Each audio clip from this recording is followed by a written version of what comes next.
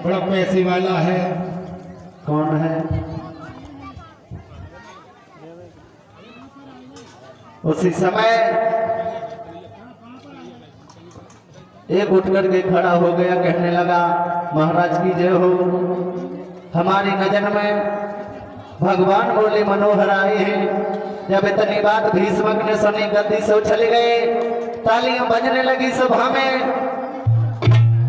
कहने लगे बेटा तुमने मेरे मुंह की बात छीन ली। अब हम अपनी बेटी की शादी भगवान बोले मनोहर के साथ में करेंगे। और देव ऋषि ने भी वचन दिया था। जब इतनी बात रुकुम ने सुनी तो उठ के खड़ा हो गया, कहने लगा पिताजी किसका नाम ले रहे हो तुम? जो वन वन में गाय चराता है उसकी, जो माखन लूट लूट के खाता है, उसके साथ में हम अपनी बहन रुक्मिणी की शादी नहीं करेंगे। तो उसी समय भीष्म कहने लगे रुको, अरे अभी मैंने शादी कर थोड़ी नहीं दी है, तुम्हारी नजर में कोई हो तुम बताओ। मेरे भक्तजनों देखिए पिताजी, हाँ आप उसको जानते हैं, भली बात जानते हैं। वो पैसे वाला भी है, हाँ वाला है, दिल वाला है, और चंदेली का राजा है, और रिश्ते में मेरा साला है। मेरे भक्तजनों रुको, कहने लगा पिताजी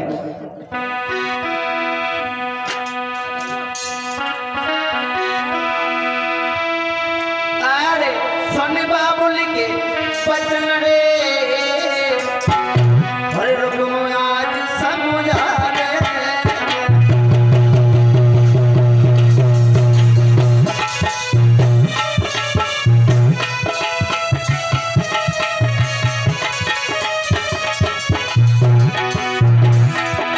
सब राजन में सिर मोहर रे, सब राजन में सिर मोहर रे, ससुपाल मेरी आवे।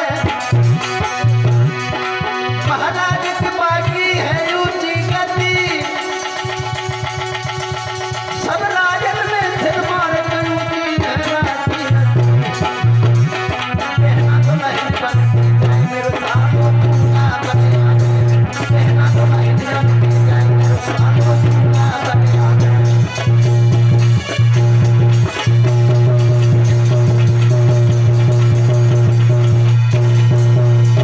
मेरे भक्तजनों इतनी बात रुकुम ने कही है, पिताजी बड़ा परिवार है, दौलत से भरा भंडार है, समाज में सम्मान है, कोई गैर नहीं, तुम्हारा रिश्तेदार है,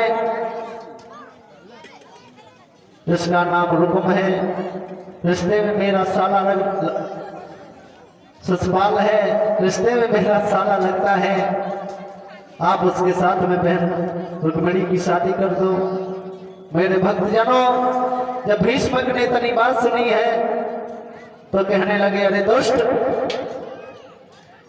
ये बात कहने से पहले तुम मर क्यों नहीं गया?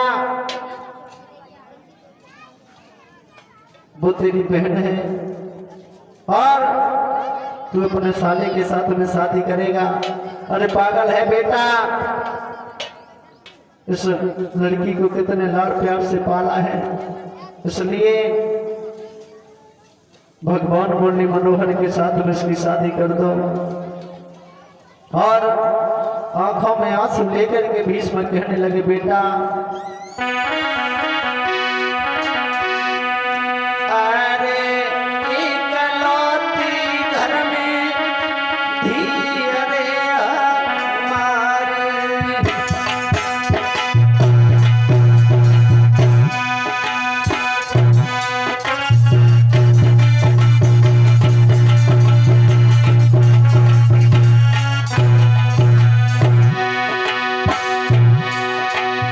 अरे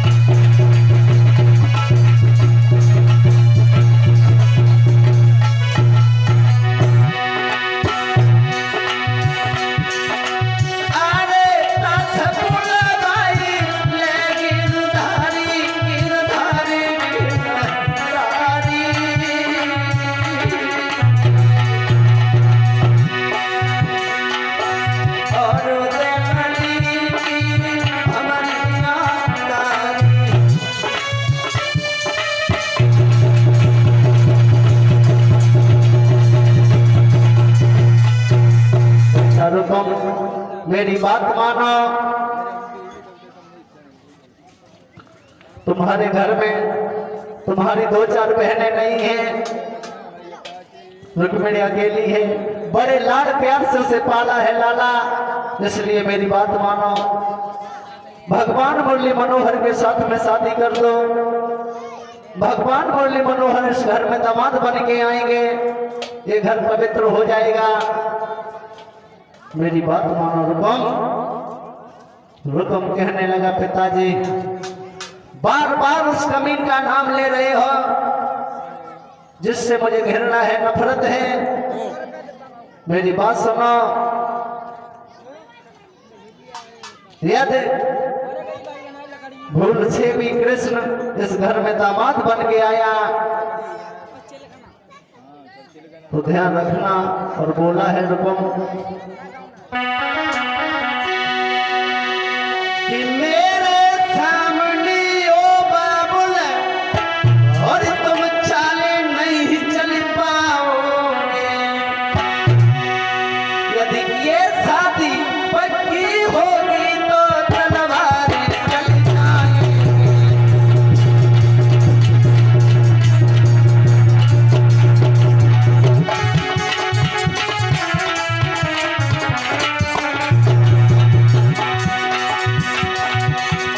मेरे सामने ओ बाबुल तुम चाले नहीं चल पाओगे। यदि ये शादी पक्की होगी, यदि ये शादी पक्की होगी तो तलवारें चल जाएंगी।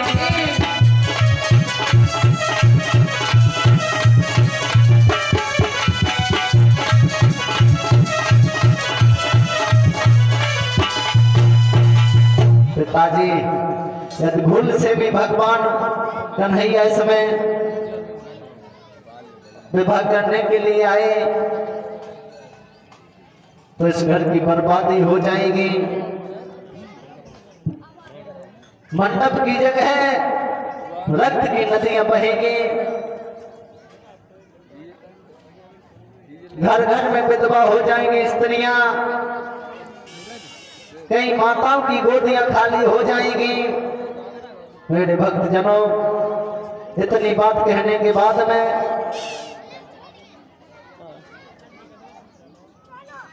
जब रुकम चला जाता है, पहुंचता है और चंदेरी के बसने वाले ससुराल को पत्र लिखने लगा है। तो रुकम कैसे लिख रहा है?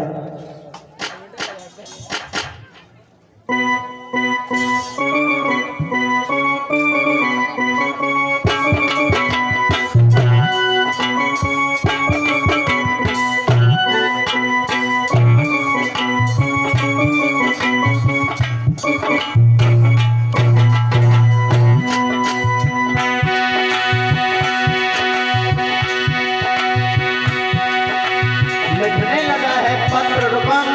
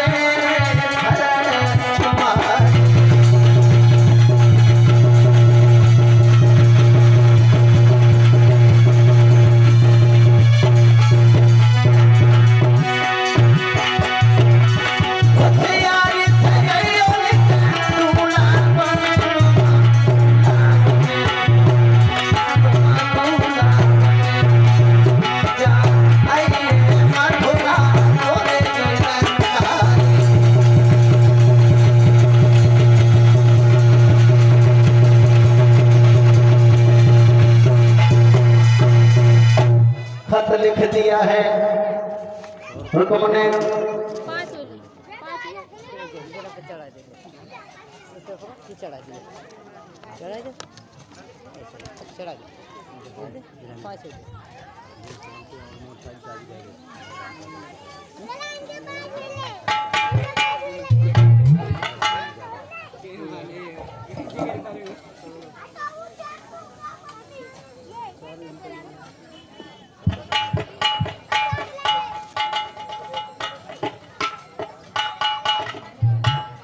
मेरे भक्त जनों खत लिख दिया है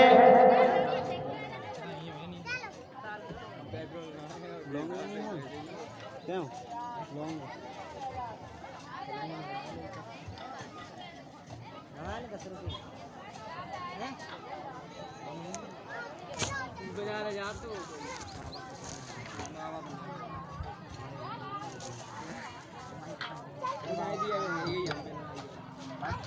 मेरे भक्त जनों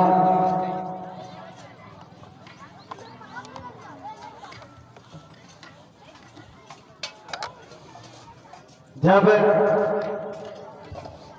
हुक्म ने पत्र लिखा है वो ब्राह्मण जी के हाथ में दे दिया, कहा तुम चले जाओ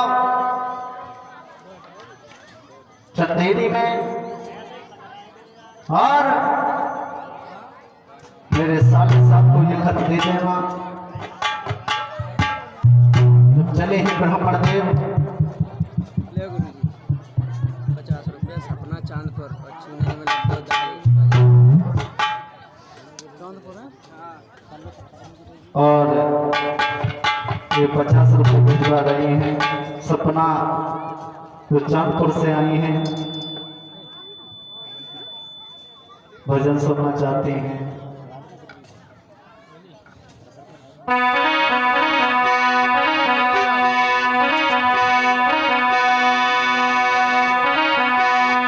कि मेरी चुनरी में लगी गया और दाग पिया मैं किस विधि से छूटा।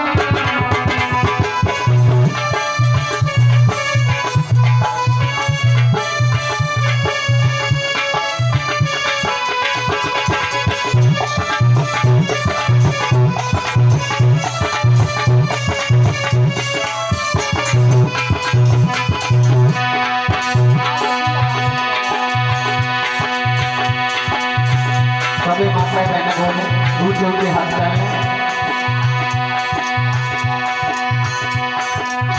ऊंचे ऊंचे हाथ डालें माता बहन। मेरी चुनरी में लगी गया दाग पिया मैं किस विधि से छूटा।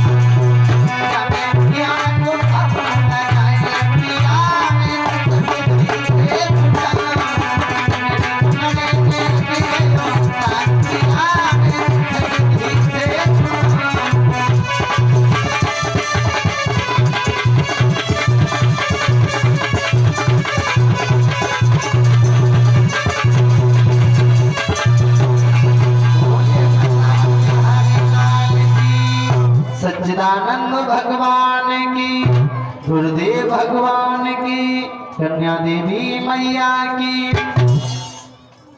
मेरे भक्त जनों, जब रुक्मन ने खत भेजा है चंदेरी के लिए, जब ब्राह्मण देव चंदेरी में पहुंच जाते हैं,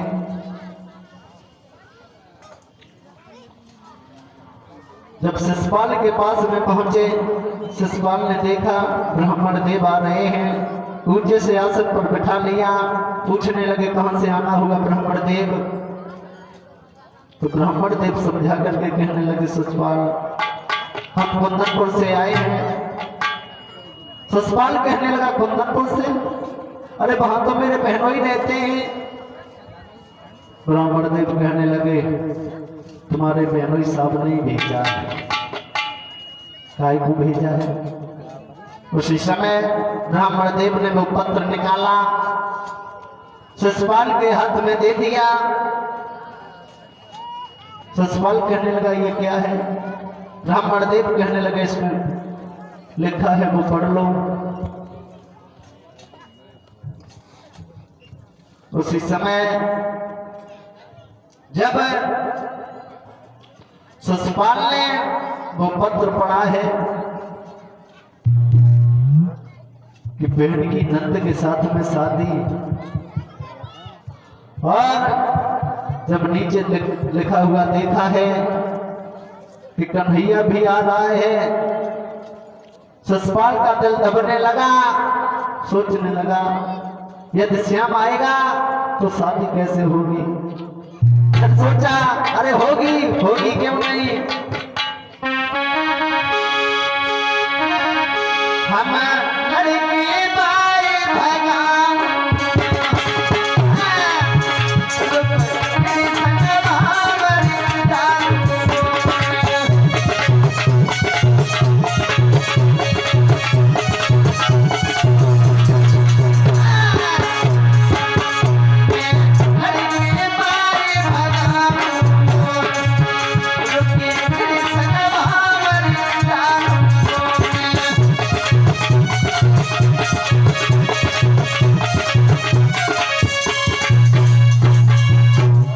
भक्तजनों, सोच रहा है शिषपाल। उसी समय अपने मौसी के बेटा दत्त वक्र को इशारा दिया है तो फौज सजवाओ। उसी समय दत्त वक्र फौज सजवाने लगा।